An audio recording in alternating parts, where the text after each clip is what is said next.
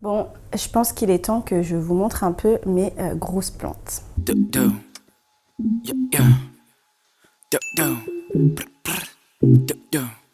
Hello tout le monde, j'espère que vous allez bien en ce dimanche ensoleillé. Au moment où je tourne cette vidéo, il fait froid dehors, mais il fait beau.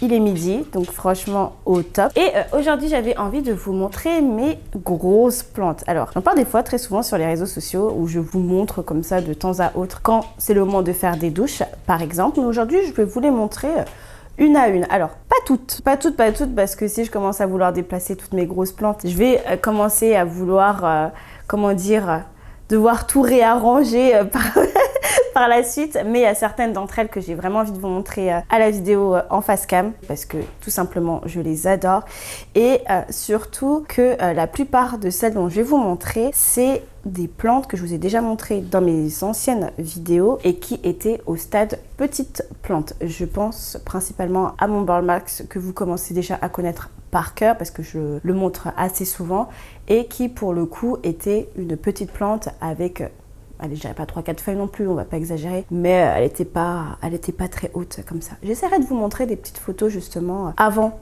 au moment où je les ai reçues, et aussi les dates. Ça peut être intéressant de voir en combien de temps elles ont eu cette taille. Bon, assez de blabla, je vous montre tout ça. Let's go! Bon, je sais pas si vous allez remarquer à la lumière, mais il y a déjà un peu plus de lumière qui vient de la droite par rapport à ce que j'ai filmé précédemment. Parce que je viens déjà de retirer 2 grosses plantes pour pouvoir vous les montrer. Et rien que ça me fait rire parce que on voit déjà à quel point elle cache ma baie vitrée en termes de luminosité. D'ailleurs, petite parenthèse, des fois je me dis que si je retirais toutes mes plantes devant ma baie vitrée, la lumière qu'il y aurait dans l'appartement, je pense qu'il serait totalement différent. Mais au moins, ça prouve une chose, c'est qu'elles reçoivent assez de lumière face à ma baie vitrée pour pouvoir bien grandir. D'ailleurs, je suis exposée sud, pour ceux qui ne le savent pas. Bref, la première plante que j'ai envie de vous montrer, c'est ma fameuse Alocasia macrorhiza que j'adore. Pour la petite histoire, j'ai cette plante depuis 2020.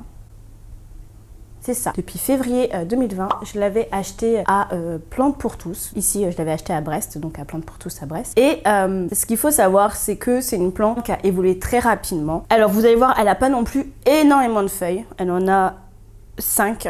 Elle a 5 grosses feuilles, mais faut savoir que je l'ai changé de place plusieurs fois dans mon appartement parce qu'elle prenait du volume. Elle a subi des attaques d'acariens à foison, ce qui fait que ça l'a beaucoup fragilisée. Et là, depuis que je lui ai trouvé une place face à la baie vitrée, elle revient de plus belle. Donc ça fait vraiment plaisir. C'est une plante qui a besoin de beaucoup de luminosité. De toute façon, j'ai envie de vous dire, la plupart des plantes ont besoin de luminosité. Voilà. Alors, je vous la montre tout de suite. J'espère que j'arriverai à la cadrer dans l'écran.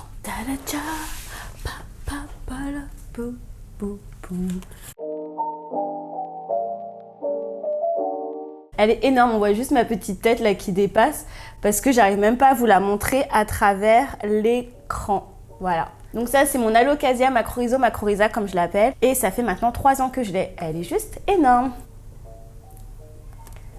Comme je vous ai dit, c'est une plante que j'ai maintenant depuis 3 ans. En termes d'entretien, là, elle est uniquement dans du terreau BioBiz avec un peu de mélange d'écorce de pin et un peu de perlite, mais il y a beaucoup de terreau parce que c'est une grosse plante et pour moi, elle a besoin que son terreau reste humide le plus longtemps possible. C'est pour ça que je ne lui ai pas fait un mélange de fou avec celle-ci. C'est surtout du terreau avec elle pour qu'elle puisse bien se développer et franchement, j'ai pas à me plaindre. La plante est vraiment top. La seule problématique que j'ai avec elle maintenant, c'est qu'elle se penche beaucoup du côté de la lumière parce que comme elle est face à la baie vitrée, la lumière est sur le côté, donc forcément elle se penche. Donc là, ce que j'ai essayé de faire, c'est de mettre énormément de pouzzolane sur le dessus pour essayer de maintenir la plante. D'ailleurs, j'en ai en profité qu'elle soit à terre, là que je l'ai sortie de son cache-pot pour pouvoir remettre de la pouzzolane et essayer de la remettre droite parce qu'elle se penche beaucoup. Voilà, ça c'était mon Alocasia macrorhiza. La troisième plante dont je vais vous parler et qui est face à ma baie vitrée, c'est mon Anthurium balaoanum, la plante qui fait des fleurs tous les 3 matins. J'ai jamais eu un Anthurium qui fait autant de fleurs que mon Anthurium balaoanum. Il est toujours en fleurs fleur, toujours il me sort une fleur. Là, je viens de voir qu'il m'en a sorti une il y a pas longtemps. Alors, je sais que le fait qu'une plante fasse autant de fleurs, vous pouvez me corriger si je me trompe, c'est que c'est pas forcément normal parce que normalement, je pense qu'il y a quand même un cycle de floraison. Mais là, mon Balaoanum, il me le fait assez souvent. Sinon, à part ça, bon, la plante, là, j'ai un peu sous-pesé. Je vois qu'il va falloir que je vais la mettre sous la douche juste après. Je vais lui faire un bon arrosage, puis un bon engraissage. Et à part ça, franchement, je trouve que c'est une plante assez facile d'entretien. Le Balaoanum, vraiment, je vous le dis, ça fait partie de ces anthuriums qui sont faciles d'entretien, qui ne nécessitent pas forcément énormément de choses à faire avec et qui grandit aussi très vite. Allez, je vous montre.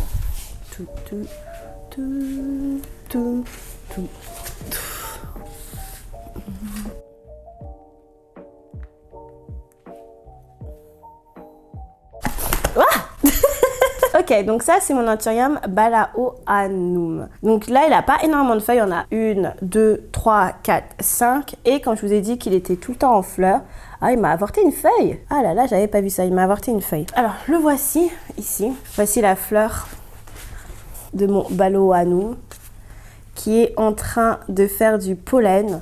Je trouve ça trop beau. En fait, le Balaoanum, il est toujours, le mien, il est toujours en fleurs et il est toujours en train de faire du pollen, du nectar, toujours. Un jour, je me suis dit, il fallait que je teste de le faire de le polliniser. Donc, le polliniser lui-même. Voilà. Il est sur tuteur parce que c'est une plante grimpante.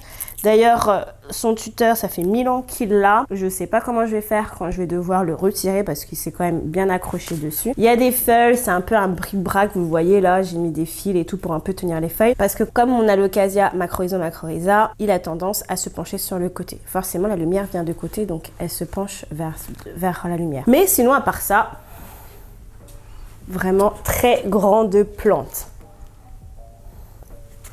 Voilà. La prochaine plante que je vais vous montrer, il faut que je vous donne une échelle pour que vous arriviez à comprendre réellement la chose. Je fais 1m60, la plante fait 1m60.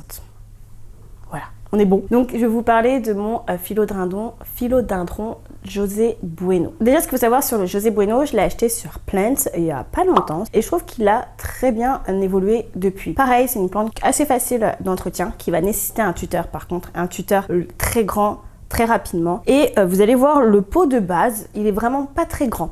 Et je l'ai pas mis dans un énorme pot et pourtant, malgré ça, la plante a très bien évolué en hauteur. La seule chose que je vous dirais, c'est d'avoir de la luminosité.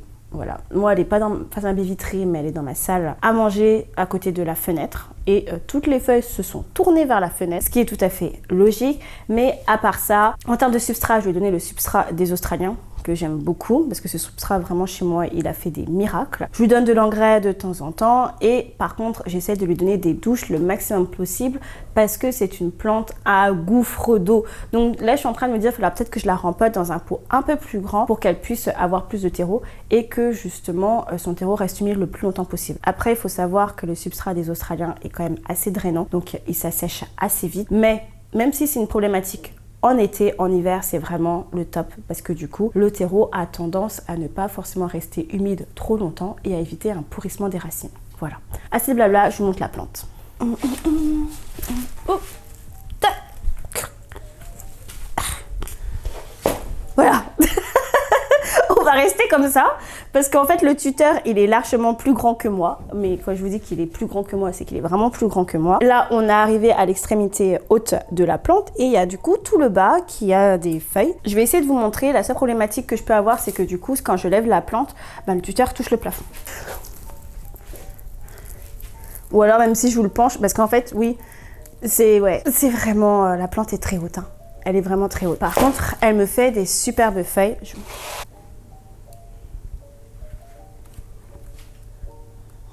Normalement, le José Bueno, vous avez un peu plus de taches blanches. Bon, moi, j'en ai quelques-unes, mais pas beaucoup, je trouve, comparé à ce que j'ai déjà vu sur Internet. Mais après, en soi, c'est pas très grave parce que je trouve que la plante est super jolie. Les tuteurs en simple, hein, en fibre de coco fonctionnent très bien. Voilà, vous voyez les racines qui s'accrochent. J'ai pas grand-chose à dire sur cette plante. Elle grandit très très vite. Vraiment, elle grandit très vite. Donc là, après, je vais aller la doucher, nettoyer les feuilles et lui donner un petit coup d'engrais pour la booster. Voilà, ça c'était le José Bueno. Alors cette fois, c'est pas la plante que je vais déplacer, mais c'est moi qui vous fais venir à la plante. Voici mon Omalomena erubescens Maggie. Maggie, je sais pas trop comment on dit. Comme il y a 2 G, moi je dirais Maggie, mais dites-moi si je me trompe. L'une de mes plantes favorites, je l'adore.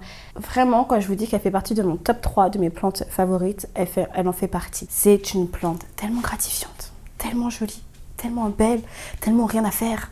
Il n'y a rien à faire avec cette plante-là. Mais vraiment, il n'y a strictement rien à faire. Évidemment, l'arroser et la rempoter quand il faut. Mais sinon, après le reste du temps, voilà.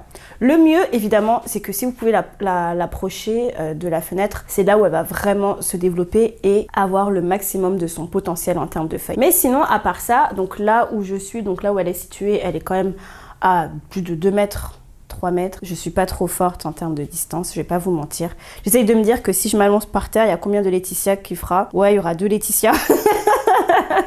Il y a 2 Laetitia qui s'allongeraient par terre, ça devrait être bon. Voilà, au niveau, pour montrer un peu la distance de où est-ce qu'elle est par rapport à la fenêtre. Et à part ça, la seule chose que je pourrais dire, c'est que faites attention aux cochenilles avec cette plante-là, parce que quand elle a subi des cochenilles, je peux vous dire qu'on s'est battu, je me suis battue pour la sauver. Mais à part ça, c'est une plante que je vous conseille pour votre intérieur, si vous cherchez une plante comme ça, facile et très jolie en termes de feuillage. Voilà, donc c'était mon Omalomena erubescens Maggie. Vous la voyez très souvent à l'arrière de mes vidéos. On m'a posé très souvent la question, mais quelle est donc cette plante que on voit derrière toi à chaque fois? Il s'agit de mon Anthurium magnificum. Alors mon Anthurium magnificum qui littéralement renaît de ses cendres, parce que je peux vous dire que avant que je parte aux États-Unis, il n'avait jamais sorti une feuille aussi grosse. Il y a celle-ci, il y en a encore une juste là, et après là les 2 dernières qui vont sans doute mourir parce que j'ai l'impression qu'elle a un peu de fongique, ce qui n'est pas très grave en soi si ça ne se propage pas. L'Anthurium magnificum, à ce que je peux vous dire, c'est que c'est une plante aussi assez facile d'entretien. Celle-ci, elle est dans un pot qui est vraiment petit pour le coup. Hop, voilà la taille de son pot. Voici la taille de ses feuilles. Voilà.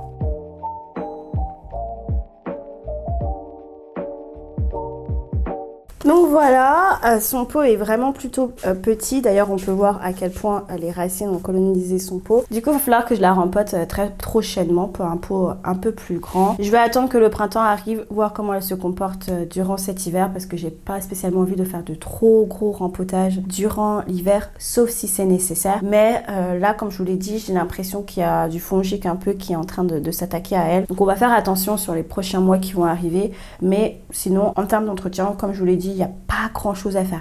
La seule chose que je pourrais vous dire, qui moi je suppose a vraiment contribué à faire en sorte que les feuilles deviennent plus grosses, c'est les EM. Oui, ce sont donc les EM. Le BioBiz avec BioGros, le terreau, le mélange de substrat, donc c'est le mélange de substrat que des Australiens, comme je vous ai dit que ce substrat est magique.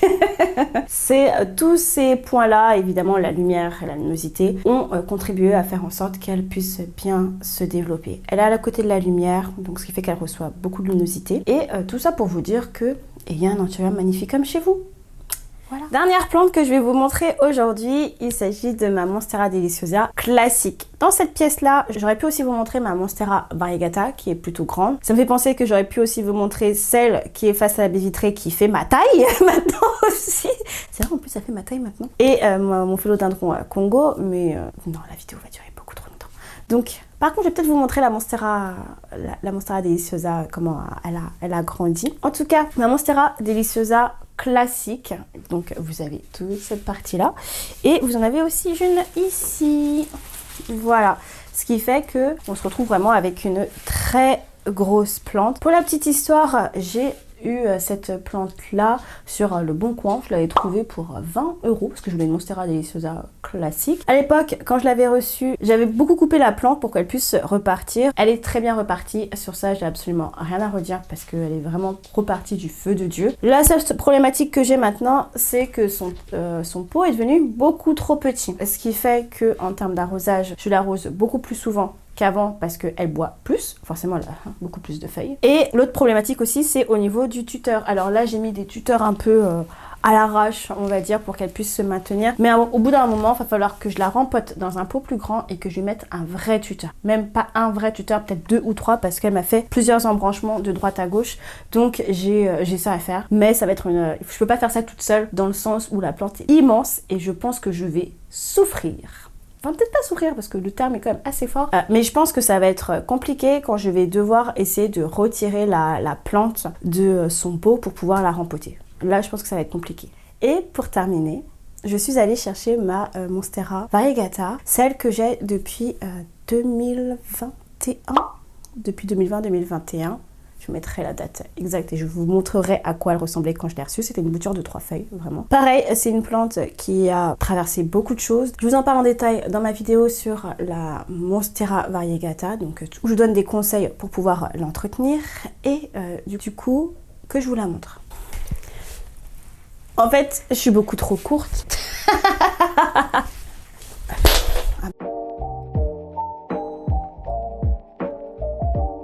Voilà, en fait, je pensais qu'elle serait plus grande que ça, mais elle est déjà quand même pas mal. En fait, en termes de racines aériennes, le problème que j'ai avec cette plante, c'est qu'elle va un peu fouiller dans les autres plantes à côté pour pouvoir installer ses racines aériennes pour les transformer en terriennes. Ce qui fait que la dernière fois, quand j'ai voulu l'arroser, celle-ci pour la retirer, je me suis dit, tiens, c'est bizarre, j'arrive pas à la retirer, j'arrive pas à l'emmener avec moi parce qu'elle avait installé ses racines aériennes dans une autre plante. C'était la galère.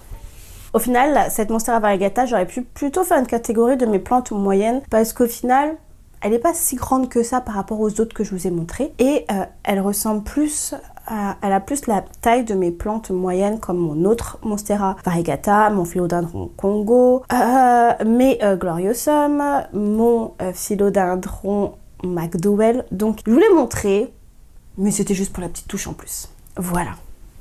Et voilà, on arrête la vidéo ici. J'espère qu'elle vous aura plu. Dites-moi un peu chez vous quelles sont vos grandes plantes qui prennent de la place chez vous.